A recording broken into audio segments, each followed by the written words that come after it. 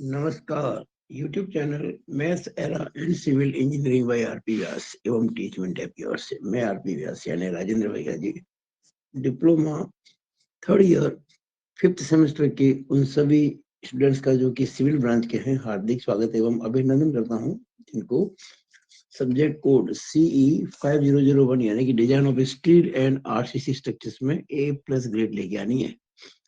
निश्चित रूप से ये आप प्राप्त करेंगे अगर मेरे वीडियोस को शुरू से आखिर तक देखेंगे, अपने सेल्फ नोट्स बनाएंगे और अपनी डिफिकल्टी मुझे बताएंगे थ्रू व्हाट्सएप ग्रुप। आज मुझे बड़ी खुशी हो रही है कि यूनिट 1B यानी कि डिजाइन ऑफ कंप्रेसर मेंबर्स की शुरुआत हो रही है और उसका ये पहला वीडियो है। ये वीडियो 4 पेज में पूरा होगा और आशा करता हूँ करीबन 20-25 मिनट पूरा हो जाएगा। देखिए, हम कोई भी क्वेश्चन शुरू कर रहे हैं कंप्रेसर मेंबर में तो थोड़ा बहुत पहले कुछ कोड के बारे में जानकारी, सूत्र वगैरह कैसे काम आते हैं, फॉर्मूले वगैरह, वो जानकारी प्राप्त कर लें तो ठीक रहेगा। इस वीडियो में आपको खास तौर पर ये जो आई सेक्शन है, यद्यपि सेमेस्टर पद्धति में एंगल स्टड कोर्स में है, कॉलम सेक्शन जो है आई सेक्शन वाले उनकी डिजाइन वगैरह आपके कोर्स में नहीं है, लेकिन कंप्रेसर मेंबर को बेसिकली समझने के लिए इनसे अच्छी शुरुआत कोई हो नहीं सकती। इसलिए मैं आई सेक्शन को लेकर ही शुरुआत करूंगा और ये एक बार समझ में आ जाएगा तो फिर क्या होगा कि जो एंगल स्टेट है उनको समझने में कोई दिक्कत आपको नहीं आएगी। मैं यहाँ एकदम स्पष्ट करना चाहूंगा कि हम आई सेक्शन के जो सवाल होते हैं ना, उनको 2 प्रकार से कर सकते हैं। आई सेक्शन में भी सिंगल आई सेक्शन भी होते हैं और दूसरे जो होते हैं इसमें बिल्ट सेक्शन भी होते हैं, वेल्डेड भी होते हैं। तो उन सब के बारे में मैं इस वीडियो में चर्चा करूंगा डिटेल से। और 2 मेथड हैं इसके सॉल्व करने के। हमें दरअसल डिजाइन कंप्रेसिव स्ट्रेंथ निकालनी होती है किसी कंप्रेसर मेंबर की। ये हमारा मेन ऑब्जेक्ट है, डिजाइन कंप्रेसिव स्ट्रेंथ निकालना। और इसके लिए 2 मेथड है, मैं दोनों ही आपको बताऊंगा और ये भी बताऊंगा कि परीक्षा में कौन से मेथड से करना चाहिए। अगर कुछ नहीं कहा गया हो तो, अगर कह दे फिर तो उसी से करना पड़ेगा, वरना किसे करना चाहिए ये आपको मैं भी बताऊंगा। तो शुरू करते हैं। देखिए, जो बातें फिलहाल जो मैं ये 4 वीडियो शुरुआत के होंगे उसकी बात कर रहा हूँ। ये पहला वीडियो है, इसके बाद 3 और होंगे। उन 4 वीडियोस में जो चीजें काम आनी है कोड से और हैंडबुक से, मैं उसकी पहले चर्चा करूंगा, सवाल बाद में करेंगे। सवाल शुरू होगा मेरा वीडियो नंबर 2 से। तो सबसे पहला ये है कि पेज 30 आप देखें कोड का, पेज 30। आप अगर कोड में पेज 30 देखेंगे, ये है, हम पहले भी काम दे चुके हैं टेंशन मेमोरी में। ये table 5, partial safety factor for materials, gamma M, partial safety factor for material, gamma M. इसमें क्या है कि आपके जो ये गामा एमओ है ये काम आएगा 1.1। ये नॉर्मली दिया होता है और ना भी दिया हो तो आपको 1.1 ही लेना है। तो ये पहला चीज आप ध्यान रखें। नॉर्मली दे दिया जाता है लेकिन मैंने लिख दिया है इसको कि भाई ना दे, तो आपको ये ध्यान रखना है। दूसरा जो इम्पोर्टेंट पॉइंट है वो आपके पेज नंबर 34 पर। ये पेज नंबर 34 बहुत इंपॉर्टेंट है। ये क्लॉज 7.1.2 सारा कंप्रेसर मेंबर मोस्टली इसी बेस्ड है। तो निकालते हैं 7.1.2।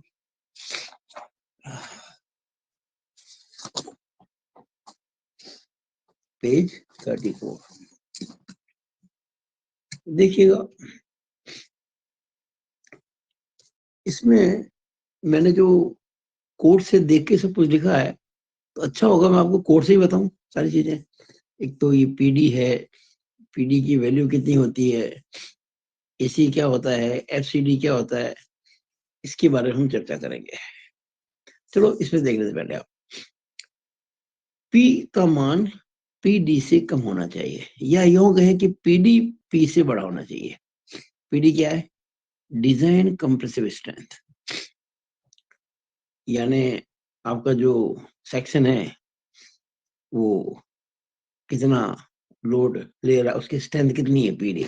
अब इसे निकालेंगे फॉर्मूला, इस फॉर्मूले से हम निकालेंगे। और पी क्या है?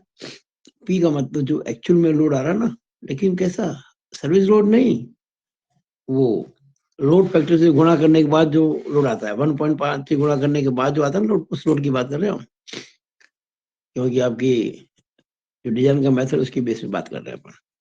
तो अगर आपको डिजाइन कंप्रेसिव स्ट्रेंथ निकालनी है किसी भी कॉलम की, तो आपको डिजाइन स्ट्रेंथ कैसे निकालेंगे? स्ट्रेंथ कैसे निकालते हैं? Stress into area. तो कॉलम के लिए जो परमिसिबल स्ट्रेस है उसे हम कहते हैं एफसीडी।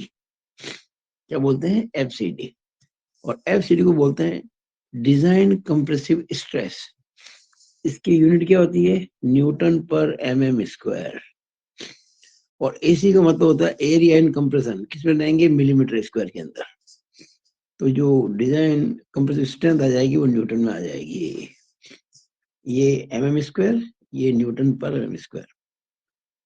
तो हमें अगर पीडी निकालना है, डिजाइन कंप्रेसिव स्ट्रेंथ, तो एरिया इन कंप्रेशन और एफसीडी यानी कि डिजाइन कंप्रेसिव स्ट्रेस निकालनी होगी। इनको गुणा करने से हमें पीडी प्राप्त हो जाएगा। ये हमारा लक्ष्य है, इट इज अवर एम। अब जो ये एफसीडी है, एफसीडी में be calculated by two methods. पहला फॉर्मूलाज यानी कि सूत्रों से,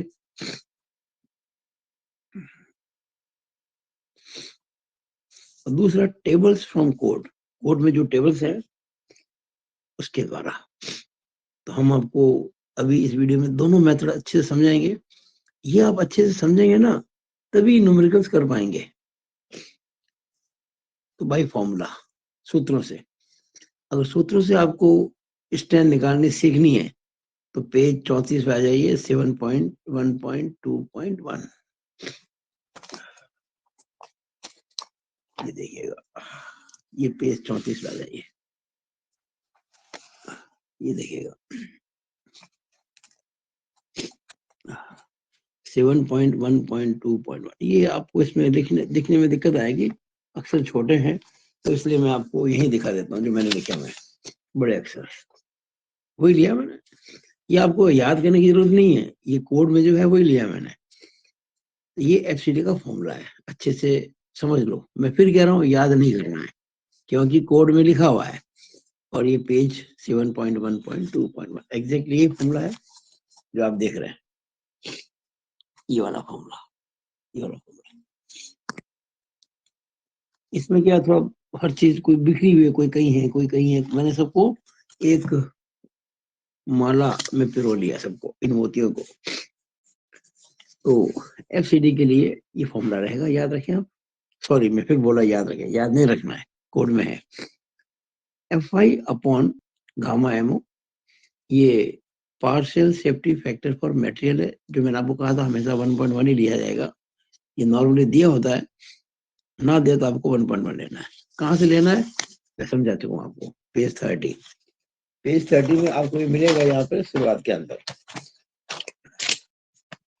ये देखिए, रेजिस्टेंस गवर्न बाय यील्डिंग या रेजिस्टेंस मेंबर टू बकलिंग, सब ये दोनों में सेम ही है। गामा एमओ मिलेगा आपको 1.1। अब देखिए आप कि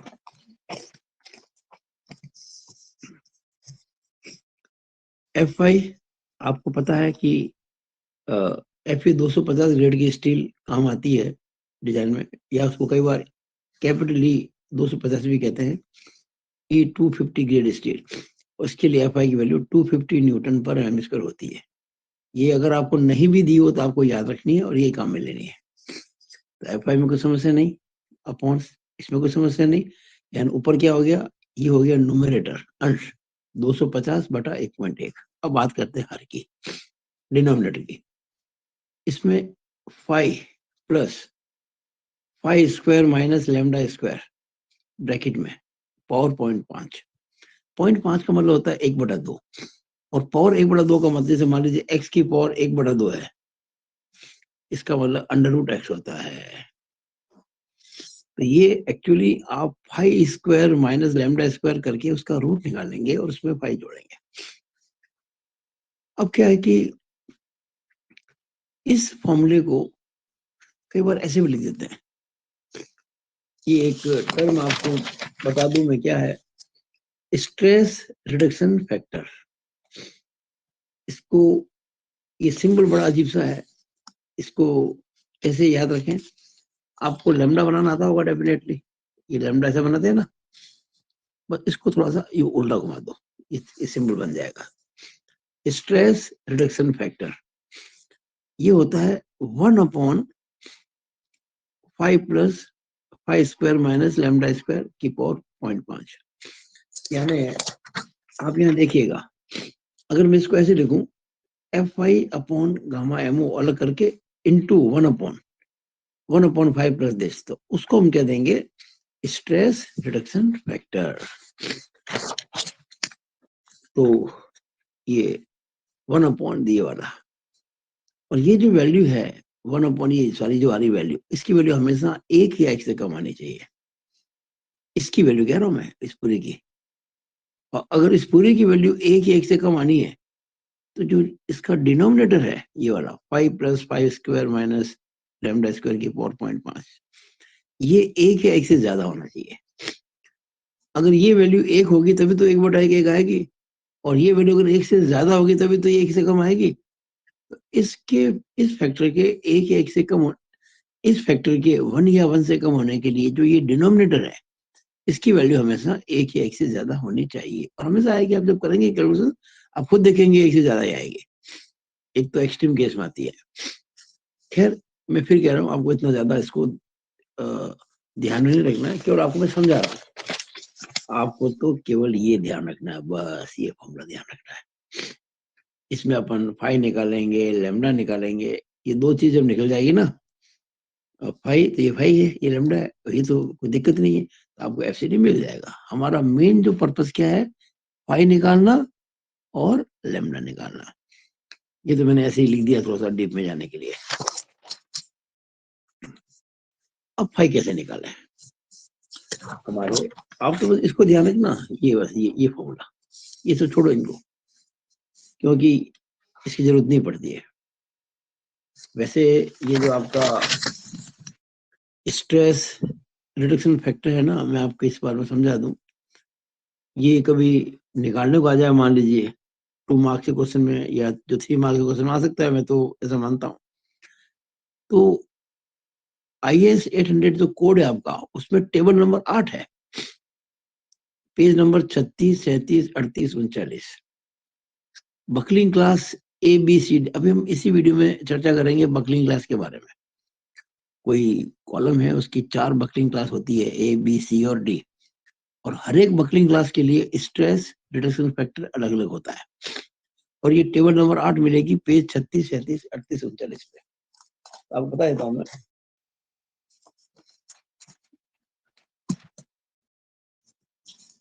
ये देखिएगा टेबल 8A। हालांकि इसकी जरूरत नहीं पड़ेगी, लेकिन नॉलेज होनी जरूरी है, इसलिए बता रहा हूँ। 8A स्ट्रेस रिडक्शन फैक्टर, ये जो सिंबल मैंने बताया आपको अभी, और कॉलम बकलिंग क्लास A। अब यहाँ आपको मिली है यील्ड स्ट्रेस Fi। आपको हमेशा खूब सारे कॉलम दे रखे हैं आपको, 200, 210, 220, आपको ये 250 का ही ध्यान में रखना है बस, ठीक है ना। आपको 250 का ध्यान रखना है। और ये है आपका K/R। K क्या होता है कि हम जब कॉलम की बात करते हैं तो आप जानते होंगे, अगर कॉलम, मैं बताऊंगा आपको थोड़ी देर में आपको, कि अगर दोनों सिरे हिंज्ड हों, दोनों सिरे फिक्स्ड हों, एक सिरा हिंज्ड हो, एक फिक्स्ड हो, तो हम K की वैल्यू क्या लेते हैं। दोनों फिक्स्ड अगर हैं तो K 0.65 होता है, एक हिंज्ड एक फिक्स्ड है तो 0.80 होता है, दोनों हिंज्ड हैं तो 1 होता है। K वो है, R का मतलब है R मिनिमम। R मिनिमम नहीं कहेंगे इसको, एक्चुअली R का मतलब है जैसे मान लीजिए जेड एक्सिस है। अच्छा, एक और बात क्लियर कर दूं, हम जब कभी बात करते हैं कंप्रेशन मेंबर की। आपने अब तो पढ़ा होगा डिप्लोमा के अंदर, ये एक्स एक्सिस होती है, ये वाई एक्सिस होती है, ऐसा पढ़ा होगा ना आपने। ये एक्स एक्सिस, ये वाई एक्सिस। लेकिन स्टील डिजाइन में हम एक्स एक्सिस को जेड एक्सिस कहते हैं, ध्यान रखना। यानी हमारी जो हैंडबुक में आई एक्स दे रखा है ना, उसको आई जेड माना है, और वाई एक्सिस जो वाई होती है, बस ये थोड़ा सा ध्यान रखने की बात है। तो आपको के एल अपॉन आर, यानी कि इसको बोलते हैं स्लेंडरनेस रेशियो, तनुता अनुपात, ये अगर पता हो, और ये तो आपको 250 ही रखना है। जैसे मान लीजिए के एल बाई आर, यानी कि स्लेंडरनेस रेशियो मान लीजिए 90 है, तो इसके लिए आपको जो वैल्यू मिलेगी इसकी, वो मिलेगी 0.657, और 100 है तो 0.579, इस तरह से। अगर 10 है तो 1 से कम कभी नहीं मिलेगी आपको, 1 से, ठीक है ना, इस प्रकार ध्यान रखना आप। 1 से ज्यादा कभी नहीं मिलेगी, सॉरी 1 से कम ही मिलेगी आपको इसकी वैल्यू, और कम होती चली जा रही है। तो लेकिन ये जो वैल्यू आपको मैं कह रहा हूँ स्ट्रेस रिडक्शन फैक्टर की, इसको निकालने की जरूरत तो पड़ेगी नहीं आपको। ये जो मैंने समझा है, कभी पूछ ले तो क्वेश्चन में आपको ध्यान होना चाहिए। जैसे ये क्लास ए के लिए है, तो अगली जो टेबल है 8वीं बी, ये क्लास बी के लिए, फिर 8वीं सी और 8वीं डी है, क्लास सी और क्लास डी। अब ये क्लासेस क्या होती है एबीसीडी, वो हम डिस्कस करेंगे थोड़ी देर में इसी वीडियो के अंदर। आपके नॉलेज के लिए बताया मैंने आपको ये, हालांकि जरूरत नहीं पड़ेगी। मैं फिर कह रहा हूँ, आपको केवल ये फॉर्मूला याद रखना है बस, सॉरी ये फॉर्मूला काम में लेना है। ये 250, ये 1.1। अब फाई और लैम्डा निकालो, आपका काम खत्म। अब फाई निकालने का ये फॉर्मूला है, ये भी कोड में है, क्या दिक्कत है, ये भी कोड में आपके, ये देखिएगा, ये देख रहा आपने, ये देखो, phi equal to 0.5 into 1 plus alpha lambda minus 0.2 plus lambda square. दिख रहा आपको, 0.5 1 plus alpha into lambda minus 0.2 plus lambda square. अच्छा, ये लैम्डा माइनस 0.2 है, ये तब लेते हैं जब लैम्डा की वैल्यू 0.2 से ज्यादा हो। कभी कभी ऐसा भी होता है कि लैम्डा की वैल्यू 0.2 से कम हो जाती है। ये हमने जो फॉर्मूला लिखा है ना, इसमें ये मान के चल रहे हैं कि लैम्डा 0.2 से ज्यादा है। लेकिन अगर कभी लैम्डा 0.2 से कम हो जाए, तो उस केस में आपको ये जो लैम्डा माइनस 0.2 की जगह पे 0.2 माइनस लैम्डा रहना चाहिएगा। ध्यान रखें, ये हर बात आपको कोड में नहीं मिलेगी लिखी हुई। यानी अगर लैम्डा बड़ा ना हो, 0.2 बड़ा हो, तो 0.2 माइनस लैम्डा करेंगे। अगर ऐसा आपने नहीं किया तो क्या होगा कि आपके नेगेटिव आ जाएगा, और बाद में सारे आंसर गलत हो जाएंगे। तो लैम्डा नॉर्मली 0.2 से बड़ा होता है, लेकिन कभी कभार ऐसा नहीं भी होता है, तो उस केस में आपको इस सूत्र में लैम्डा माइनस 0.2 की जगह पे 0.2 माइनस लैम्डा करके काम करना पड़ेगा। इससे आपको 5 मिलेगा डेफिनेटली। इससे क्या मिलेगा आपको 5। अब इस 5 को निकालने में क्या क्या बातें काम आ रही है, देखो आप, लैम्डा, ये अल्फा और लैम्डा, दो बातें काम आ रही है ना। अब अल्फा क्या है इसको समझ लो, ये होता है इम्परफेक्शन फैक्टर, नया शब्द है इम्परफेक्शन फैक्टर, अपूर्णता गुणांक कहते हैं इसको, अपूर्णता गुणांक, इम्परफेक्शन फैक्टर। ये आपको टेबल नंबर 7 पेज 35 पर नोट कर लो इसको, table number 7 page number 35, table number 7 page number 35, ये पेज नंबर 35 और टेबल नंबर 7, ये है इम्परफेक्शन फैक्टर अल्फा। ये देखिए डिपेंड करता है कि बकलिंग क्लास क्या है। कॉलम के लिए बकलिंग क्लास अगर ए है, बी है, सी है, डी है, तो अलग अलग। ए क्लास के लिए 0.21, बी के लिए 0.34, सी के लिए 0.49, डी के लिए 0.76। ये आपको रटनी नहीं है ना याद करनी है, आपको तो याद रखना है कि है कहाँ पर ये। तो जैसे ही बकलिंग क्लास तय होगी हम ये अल्फा निकाल पाएंगे। अब बात करते हैं लेमडा की। इसमें लेमडा रहा ना, ये लेमडा जो है ध्यान दीजिएगा non dimensional effective slenderness ratio है। Lambda is called as non dimensional effective slenderness ratio. ये भी आपको चिंता नहीं करनी है, ना आपको याद करना है, ये आपको कोड में मिलेगा। सब कुछ कोड में है, मोती बिखरे पड़े हैं, आपको उनको समेटना है। Lambda non dimensional effective slenderness ratio. ये आपको ये नहीं, आपको बस इतना ये याद रखना, ये जो मैं गोला कर रहा हूँ ना, बस इसको याद रखना आपको, ये आपके काम का है, बाकी सब भूल जाओ। ये मैंने इसको यहाँ लिख दिया है, यहाँ से देखिएगा बड़े अक्षरों में, under root F I into K L upon R whole square upon pi square. ध्यान दीजिएगा ये के एल अपॉन आर जो है इफेक्टिव स्लेंडरनेस रेशियो है, इफेक्टिव स्लेंडरनेस रेशियो। इसमें के कैसे निकलेगा, आर कैसे निकलेगा, मैं आपको समझाऊंगा बीसी थोड़ी देर के अंदर।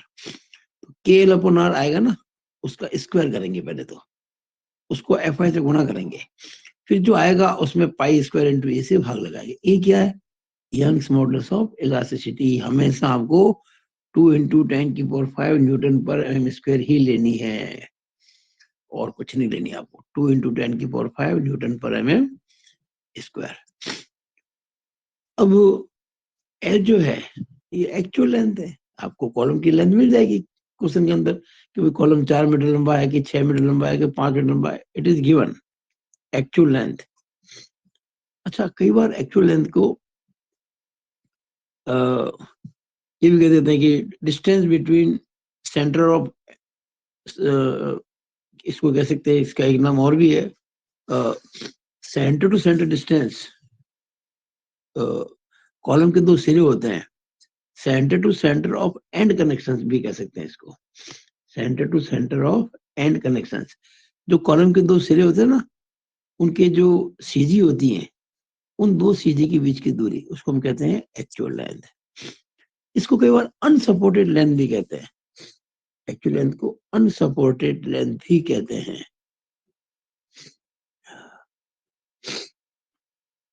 अनसपोर्टेड लेंथ भी कहते हैं। ये इसलिए देख रहा हूँ कभी कभी एक्चुअली देखा ये वर्ड यूज करने, आप सोचेंगे क्या बड़ा हुआ है। एक्चुअल लेंथ और आर जो है वो रेडियस ऑफ जायरेशन। अब आर की वैल्यू भी दो प्रकार से ली जाती है। अगर आप जेड डायरेक्शन में करेंगे तो आर जेड काम आएगा, वाई में करेंगे तो आर वाई काम आएगा। के जो है डिपेंड करता है कि जो कॉलम के दो एंड हैं वो किस प्रकार से हैं, हिंज्ड हैं कि फिक्स्ड हैं कि दोनों, वो सब है।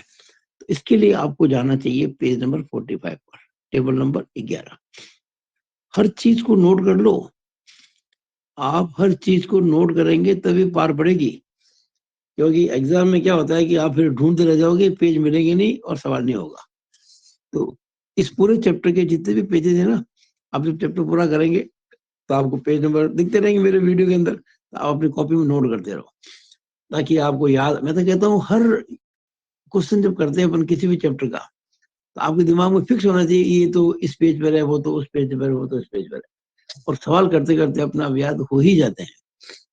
तो पेज नंबर मैंने बताया 45, पेज नंबर 45। और ये सब आपके मल्टीपल चॉइस क्वेश्चन में बहुत कम आने वाले हैं। ये देखिएगा पेज नंबर 45 और ये table number 11, effective length of prismatic compression members. देखिए इसमें बहुत सारी एंड कंडीशन दे रखी है, आप देखें अगर 1 2 3 4 5 6, लेकिन जो सबसे ज्यादा काम आने वाली है वो ये दो है, ये वाली और ये वाली सबसे ज्यादा। ये है एक एंड फिक्स्ड और एक एंड हिंज्ड, ये दोनों एंड हिंज्ड। ये भी काम आती है कभी कभी, दोनों end hinged, both ends are hinged. वो बहुत ही कम लेकिन ध्यान रखें आप, अगर एक सिरा इसका फिक्स्ड है और दूसरा फ्री है, बाकी आपको केवल ऐसे ही कभी कभार ये काम आ सकते हैं, याद होने चाहिए आपको। तो देखिए भाई क्या है कि हम फिक्स्ड और हिंज को कैसे समझे, इसको मैं समझा देता हूँ। क्योंकि कई बार एग्जाम में पेपर जब देखते हैं ना, उसमें साफ साफ फिक्स्ड और हिंज लिखते नहीं है। आपको फिक्स्ड और हिंज कभी साफ साफ मिलेंगे नहीं। तो मैं आपको कुछ बातें समझा देता हूँ। देखिएगा, एक तो होता है, या लिखा भी है, ट्रांसलेशन, एक रोटेशन। एक आप लिखा मिलेगा आपको ट्रांसलेशन, एक मिलेगा रोटेशन। देखिए ये जैसे मान लो कोई आपका कोई मेंबर का एंड है, अगर मैं इसको यहाँ पे कील डाल दूं, कील समझते हो, यहाँ कील गाड़ दूं, तो मैं इस कील के अबाउट इसको पेन को घुमा तो सकता हूँ ऐसे, लेकिन रोटेशन में ये फ्री है, फ्री टू रोटेट। पर चूंकि कील मैंने गाड़ दी है तो मैं इसको यहाँ से खींच नहीं सकता, मैं इसको हटा नहीं सकता। मतलब कि हम कह सकते हैं कि ट्रांसलेशन तो पॉसिबल नहीं है, रोटेशन पॉसिबल है। किसमें? इंजन में। अगर मैं इसको यहाँ एक हिंज बना दूं यहाँ पे, उसके अबाउट ये घूम सकता है, रोटेट कर सकता है, लेकिन अपनी जगह नहीं छोड़ सकता। तो हिंज जो एंड होता है ना, उसको क्या बोलते हैं? Free to rotate but restrained in translation. ये शब्द आपको लिखा मिलेगा, ये लिखा सारा यहाँ पे। देखो जैसे है ना, रोटेशन है लिखा, रोटेशन या रेस्ट्रेंड। रोटेशन रेस्ट्रेंड का मतलब वो घूम नहीं सकता, और ट्रांसलेशन रेस्ट्रेंड मतलब कि वो अपनी जगह से हट नहीं सकता, ये मतलब फिक्स हो गया। यानी ट्रांसलेशन में और रोटेशन में, दोनों में अगर रेस्ट्रेंड है तो फिक्स्ड है। और अगर रोटेशन में तो वो, रोटेशन में तो मान लीजिए हम कहते हैं कि वो रेस्टेंट नहीं है, लेकिन ट्रांसलेशन में रेस्टेंट है, अपनी जगह नहीं छोड़ सकता, वो होता है हिंज्ड। आपको लिखा मिल जाएगा, जैसे देखिए मैंने कहा था ना, इसका ये सिरा हिंज्ड है, ऊपर वाला, ये वाला लिखा ना, यहाँ देखो वन एंड, ये लिखा यहाँ पे एट वन एंड, और एक एट द अदर एंड। इसकी बात करते हैं। एक सिरे में क्या लिखा है यहाँ पे? रेस्टेंड, रेस्टेंड, यानी कि ट्रांसलेशन और रोटेशन दोनों में रेस्टेंड है, यानी फिक्स है। ये सिरा इसका फिक्स है। दूसरे में क्या लिखा है? रेस्टेंड और फ्री। रेस्टेंड किसमें है? ट्रांसलेशन में। ट्रांसलेशन में रेस्टेंड है, यानी अपनी जगह नहीं छोड़ सकता। फ्री किसमें है? रोटेशन में, घूमने में फ्री है। ये क्या हो गया? हिंज हो गया। तो ये आपको ध्यान रखना है। तो आपको तो बेसिकली ये ध्यान रखना है, एक तो ये 0.65 सबसे ज्यादा काम ही आता है, 0.65L, फिर ये 0.8L, और ये 1L, और वो 2L। सबसे ज्यादा ये दो ही काम आते हैं, सबसे ज्यादा। अगर ये केस है, बोथ एंड्स आर फिक्स्ड, क्योंकि दोनों में आप देखेंगे restricted, restrained, restrained, restrained, restrained, मतलब कि ट्रांसलेशन में भी और रोटेशन में भी। ये सिरा देखो आप यहाँ पे, ये तो फिक्स्ड है, पर वो हिंज्ड है। और ये देखो दोनों हिंज्ड है, और ये फिक्स है, दूसरा फ्री है बिल्कुल।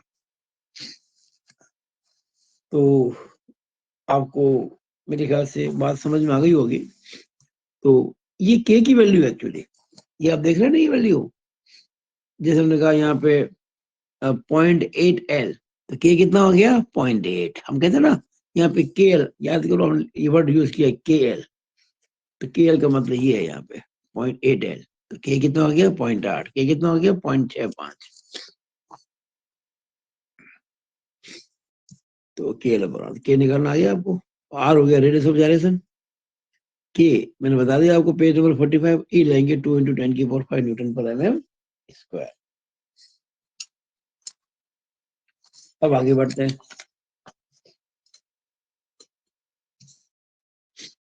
अब आपको मैं समझाना चाहूंगा बकलिंग क्लास के बारे में। अब आपको समझाना चाहूंगा कि बकलिंग क्लास क्या होती है, बहुत इंपॉर्टेंट है, क्योंकि जब तक बकलिंग क्लास तय नहीं होगी तब तक हम कोई चीज कैसे निकाल पाएंगे। अब देखिएगा, हर हर चीज इस पे बकलिंग क्लास पे निर्भर करती है। यहाँ पर हमने जो निकाला था ना, all depends on buckling class. अगर बकलिंग क्लास आपको पता नहीं होगी तो आप चीजें निकाल नहीं पाएंगे। मैं समझाता हूँ कैसे। तो जो मोस्ट कॉमनली आपके सेक्शन होता है कंप्रेशन मेंबर में, होता है आई सेक्शन, बल्कि रॉड स्टील आई सेक्शन।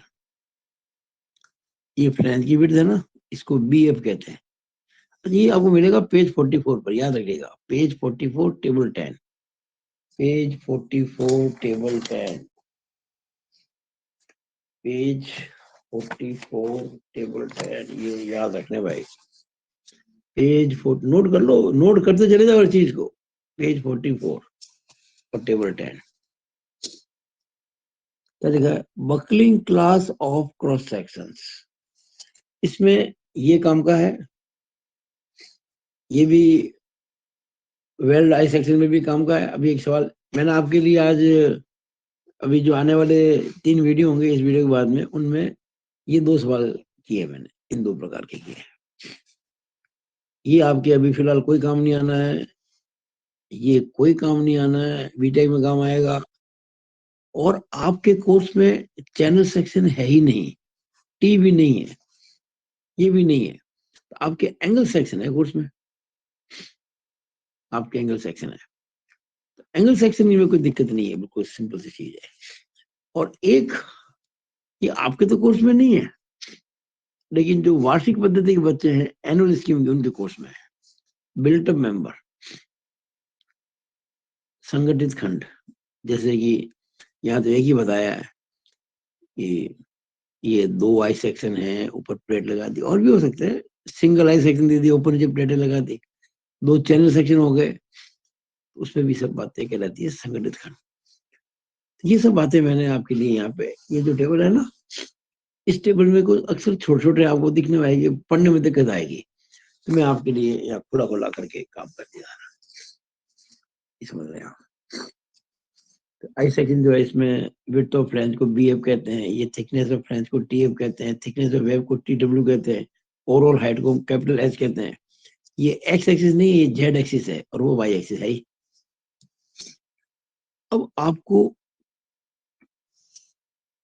जो आई सेक्शन क्वेश्चन में दे रखा है, उसके लिए एच और बी एफ का रेशियो निकालो। एच का मतलब इसकी ओवरऑल डेप्थ, नॉर्मली 400 500 जो भी होती है। बी एफ का मतलब ये विड्थ ऑफ फ्लैंज, ये रेशियो। हम 2 केस लेंगे इसमें, ये एक तो ये रेशियो 1.2 से बड़ा हो, और दूसरा ये जो रेशियो है वो 1.2 या उससे छोटा हो। कुल करके अपने 4 केस बनने वाले हैं, जिसमें एच बाई बी एफ का जो रेशियो है 2 कैटेगरी में है, 1.2 से बड़ा और 1.2 से छोटा या उसके बराबर। अब ये जो 1.2 से बड़ा है ना, एच बाई बी एफ, इसमें भी 2 केस हैं। देखो यहाँ भी मोर देन 1.2 है, यहाँ भी मोर देन 1.2 है, इसमें भी 2 केस हैं। यानी ये तो 1.2 से बड़ा है एच बाई बी एफ, और जो थिकनेस ऑफ फ्लैंज है टी एफ, ये है ना टी एफ, फ्लैंज की थिकनेस, ये 40 mm से कम या 40 mm के बराबर है। टी एफ लेस देन और इक्वल टू 40 mm, और यहाँ T F more than 40 mm, 40 mm से ज्यादा लेकिन 100 mm या उससे कम। नॉर्मली कभी ये पर्सन आती नहीं है, नहीं आती है ऐसी, 100 तक तो आने वाली नहीं है, और ज्यादातर केस में यही होता है 40 या उससे कम। तो एच बाई बी एफ का रेशियो 1.2 से ज्यादा और टी एफ की वैल्यू 40 या उससे कम। अगर ये पहला केस है, केस में, अच्छा आपको फिर कह रहा हूँ याद नहीं करना है, याद तो कुछ करना ही नहीं है आपको, सारा कुछ टेबल मिलेगा आपको। तो इसमें क्या है कि बकलिंग क्लास, देखो बकलिंग क्लास जो है ना, ये रही बकलिंग क्लास, डिपेंड करती है आप किस एक्सिस के अबाउट स्ट्रेंथ निकाल रहे हो। कॉलम की 2 एक्सिस के अबाउट निकाली जाती है, जेड और वाई। तो अगर आप बकलिंग एक्सिस जेड एक्सिस है, यानी जेड एक्सिस के अबाउट अगर बकलिंग हो रही है, उस केस में बकलिंग क्लास जो होगी उसको ए माना जाएगा। और वाई एक्सिस के अबाउट बकलिंग की बात कर रहे हैं आप, तो बकलिंग क्लास को बी कहेंगे। ये जैसे क्लास तय होगी ना, उसके बाद सब बातें निकलेंगी। तो आप समझ गए होंगे कि एच अपॉन बी एफ का रेशियो 1.2 से बड़ा हो और टी एफ की वैल्यू, फ्रेंच थिकनेस की वैल्यू 40 mm या उससे कम है, less than equal to 40 mm। तो जेड एक्सिस के लिए ए और वाई के लिए बी। अब दूसरा केस, इसमें एच बाई बी एफ तो वही है 1.2 से बड़ा, तो टी एफ जो है ना, थिकनेस ऑफ फ्रेंच, वो 40 से बड़ी परंतु 100 या 100 से कम, 40-100। तो उसमें क्या है, यहाँ ए बी है, वहां बी सी है, यानी यहाँ जेड में ए थी, वाई में बी थी, यहाँ जेड में बी है, वाई में सी है। फिर कह रहा हूं याद नहीं करना है, याद नहीं करने हैं। और ये मल्टीपल चॉइस क्वेश्चन इस पे बन सकते हैं, ध्यान दीजिएगा। मैंने आपको कई क्वेश्चन दे रखे एमसीक्यू, उनमें ये क्वेश्चन नहीं मिलेगा आपको क्योंकि एग्जाम में नहीं आया, लेकिन अब आ सकता है। तीसरा केस, अब क्या हो गया, एच बाई बी एफ का जो रेशियो है, यहाँ तो 1.2 से बड़ा था इन दोनों केसेस में, और यहाँ जो है 1.2 या उससे छोटा। और जब एच बाई बी एफ का रेशियो 1.2 या उससे छोटा होता है, उस केस में भी दो केस हैं। टी एफ की वैल्यू पहले केस में 100 mm में उससे कम, और दूसरे केस में 100 mm से ज्यादा। अगर ये वाला केस है, case number 3, H by B F less than equal to 1.2 और टी एफ जो है वो लेस देन इक्वल टू 100। इसमें 40 वाला मामला नहीं है, ध्यान रखना, इसमें 40 का मामला नहीं है। 40 का मामला तब होता है जब वो 1.2 से ज्यादा हो। इस तीसरे केस में अगर जेड के अबाउट बेंडिंग हो रही है, बकलिंग या बेंडिंग क्या तो कुछ भी, वाई के अबाउट, तो यहाँ बी सी है, सेम है जो यहाँ है ना, बी और सी यहाँ भी वही है, सेम के। और ये जो केस है, इस केस के अंदर डी और डी है, दोनों में डी और डी है, इसमें भी डी, इसमें भी डी। ये आई सेक्शन के लिए ये सब चीजें आपको यहाँ मिलेगी, मुझे कुछ कहने की जरूरत ही नहीं है। ये देखिए, केस 1, केस 2, केस 3 और केस 4। देखो ये पहला केस था, दूसरा केस है, ये आपके तीसरा केस है, और ये आपका चौथा केस है। यार ए बी बी सी, ये देखिएगा, ए बी बी सी, फिर बी सी डी डी, देखिए बी सी डी डी। अब ये तय हो गया। अब एक आता है इसके अंदर वेल्डेड, क्या आता है, वेल्डेड आई सेक्शन। इस पे भी मैंने एक सवाल आपको करवाया है, अगले कुछ वीडियो में करेंगे आपको। ये है वेल्डेड आई सेक्शन, देख रहे आपको। इसमें क्या है कि सबसे पहली बात जो है आपको ध्यान रखने की, ये एच अपॉन बी एफ का रेशियो इसमें कोई मायने नहीं रखता है। यानी ये जो हमने अब आई सेक्शन में किया था ना, एच अपॉन बी एफ 1.2 से बड़ा है या उससे छोटा है या बराबर है, उसमें वेल्डेड सेक्शन में इसकी कोई जरूरत नहीं है, नो नीड। इसमें केवल थिकनेस ऑफ फ्रेंच से मतलब है। तो अगर सेक्शन वेल्डेड है, ये फ्रेंच की थिकनेस, ये देखिए, ये फ्रेंच की थिकनेस है, सॉरी ये फ्रेंच की थिकनेस है, ये वाली ये। अगर ये फ्रेंच की थिकनेस 40 या 40 से कम है तो पहला केस, और 40 से ज्यादा है तो दूसरा केस। ये मैंने यहाँ पे समझा रखा आपको। वेल्डेड में 40 से 40 से कम है एक केस, और 40 से ज्यादा है तो दूसरा केस। कौन, ये टी एफ। ये मैंने एफ लिखना भूल गया क्या यहाँ पे, हाँ एफ लिखना भूल गया मैं, अब लिख देते हैं, टी एफ, टी एफ। इस केस में अगर जेड के अबाउट हो रही है और वाई के अबाउट हो रही है तो बकलिंग क्लास बी और सी कहलाएगी, और इस केस में सी और डी कहलाएगी। फिर कह रहा हूँ याद नहीं करना है। और तीसरा केस में सब शामिल कर ले, देखिए आपके ये तो आपके काम के है नहीं, ये भी काम का नहीं है, इसमें केवल एंगल काम का, ध्यान रखना, ओनली एंगल। और इसमें एक बिल्ट अप सेक्शन, तो एक्चुअली सभी के लिए एक ही है। मैं कहता हूँ इन एक्चुअली कोड कहता है ये सब एक ही है, ये सब एक ही है। देखो यहाँ पर एनी एनी सी सी, यानी बकलिंग चाहे किसी भी एक्सिस के अबाउट हो, जेड के अबाउट हो या वाई के अबाउट हो, कोई फर्क नहीं पड़ता, एनी एक्सिस। और बकलिंग क्लास हमेशा सी ही कहलाएगी। तो आपको आगे से मुझे कभी इस बारे में कहने की जरूरत नहीं पड़नी चाहिए कि एंगल सेक्शन में बकलिंग क्लास हमेशा सी ही होती है। और बिल्टअप जो सेक्शन होता है, जिसमें कई सेक्शन मिलाकर एक सेक्शन बनाते हैं, उसमें भी बकलिंग क्लास सी ही होती है। तो हर चीज हम बकलिंग क्लास सी के हिसाब से आगे काम में लेंगे। अब एक बात आप नोट कर लीजिएगा, ये चीज जो मैंने लिखी है नोट करने के लिए, ये वाले कि सिंबल जो है R, radius of gyration, lambda और फाई, जेड जेड एक्सिस के लिए हम इसको आर जेड, लैम्डा जेड और फाई जेड बोलेंगे, और वाई वाई एक्सिस में इसको आर वाई, लैम्डा वाई और फाई वाई बोलेंगे। अब अंतिम बात आती है लैम्डा की, चाहे वो लैम्डा जेड हो चाहे लैम्डा वाई हो। अगर जेड एक्सिस की बात चल रही है तो लैम्डा जेड कहलाएगा, वाई एक्सिस की बात चल रही है तो लैम्डा वाई कहलाएगा। ये कैसे निकालना है, ये देखिए, मैंने कहा ना दो मेथड है, एक तो फॉर्मूलों से और एक टेबल से।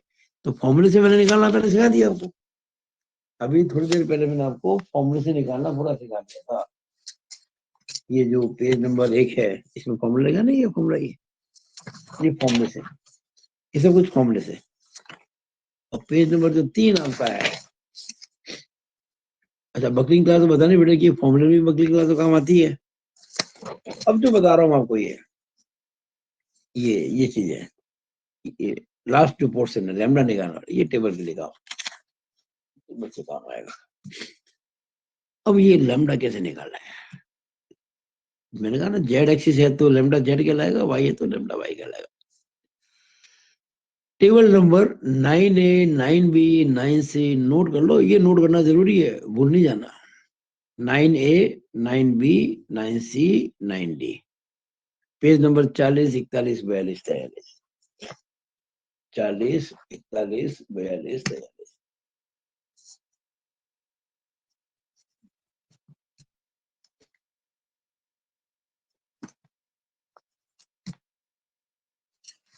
आप देख रहे हैं पेज नंबर 40,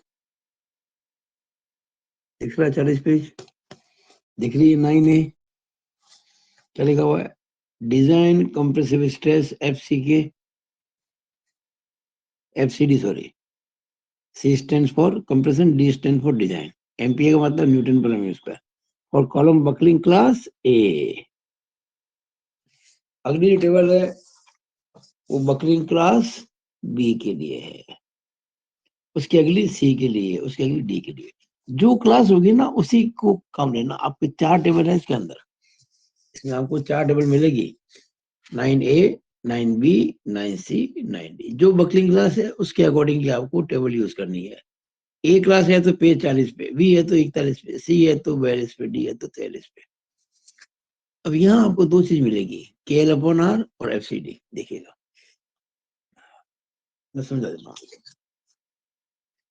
पहली बात तो ध्यान रखें, ये जो ई स्ट्रेस है FI MPa न्यूटन पर मीटर में 200 210 220 से लेकर आपको यहाँ पे 540 तक मिलेगी। लेकिन आपको ये केवल और केवल 250 वाला कॉलम ही ध्यान रखना है। तो अब दिमाग में आप चाहो तो जब कभी आपको स्टील टेबल मिलती है ना पेपर में, आप चाहो तो पेंसिल से इस प्रकार हल्की लाइन खींच सकते हो, तो मैंने खींची है, ध्यान नहीं चूक, क्योंकि कई बार आपको यहाँ देख देख वो देख ली पूरा साल गलत हो जाएगा। और इधर है आपके KL/R, के वही 0.65 होगा या 0.8 होगा, जो भी है, into L actual length upon R. R कैसे, RY या RZ, जो निकालना मैंने आपको सिखा दिया है। अगर आप फॉर्मूले से कर रहे हैं तो उसका तरीका अलग है, और अगर सेक्शन, आप अगर मान लीजिए आपको सेक्शन दे दिया है और टेबल से करना है, तो आपको ये हैंडबुक से पता पड़ेगा, हैंडबुक से। ये बता दूं आपको, पेज नंबर 4 नोट कीजिएगा। ये हैंडबुक है स्टील की, देखो ये रोल्ड स्टील बीम्स, ये ISI हैंडबुक है। इसमें आपको सब मिलेगा। जैसे मान लो आपके कोई बी में ISHB 350 है, तो इसकी लिए खूब डिटेल आपको मिलेगी, यहाँ पे सारी मिल जाएगी। ये अपन जब सवाल करेंगे ना तब आपको मैं समझाऊंगा इन चीजों को। तो आप देखेंगे इधर तो KL/R, उधर FCD मिल जाएगा डायरेक्टली। देखिएगा ये KL/R, और ये जितनी भी वैल्यू दिख रही है, जितनी भी दिख रही है सब वैल्यू, ये सब FCD है। पर आपको तो केवल ये कॉलम ये ध्यान रखना 250 वाला, जो पेन रखा नहीं वाला 250 वाला ध्यान रखना है। और अब समस्या क्या आती है सबसे बड़ी, जैसे मान लीजिए 70 है, 70 के लिए 166 है, और 80 है, 80 के लिए 150 है न्यूटन पर मीटर। यानी अगर KL/R 70 है तो उसके लिए पता है, और 80 है तो उसके लिए पता है। लेकिन एग्जैक्टली आपको ये थोड़ी कि 70-80 मिलेगा। आपको मान लीजिए आपने कैलकुलेशन की KL/R की, तो 74.2 आया। दिखती बात है, जो 70 के लिए वैल्यू है वो भी नहीं होगी, 80 के लिए 74.2 निकालनी पड़ेगी थ्रू इंटरपोलेशन। आपको डिफरेंस निकाल के वो बताऊंगा, जब सवाल करूंगा तो बता दूंगा आपको। एक बात ध्यान रखना, जो जो KL/R बढ़ रहा है, ये वैल्यू घट रही है। आप देखो जरा, वैल्यू घटती मिलेगी आपको। देखो 236, 34, 24, 13, 1, वैल्यू घट रही है। क्योंकि जैसे जैसे कॉलम लंबा होगा ना, वो बकलिंग होने की संभावना बढ़ेगी, उसकी कैपेसिटी कम होती जाती है। हमेशा कॉलम की लेंथ के बढ़ने से स्ट्रेंथ घटती है, इस बात को ध्यान रखें। तो मैंने आपको बहुत ही आधारभूत तरीके से हर चीज समझाई है, कोई चीज ऐसी जो नहीं मैंने मिस कर दी हो। फिलहाल जो हम आगे के 3 वीडियो बनाएंगे आपके लिए लेके आएंगे, 3 वीडियो, इसके बाद उनमें इस सब मेटेरियल से आपका काम चल जाएगा।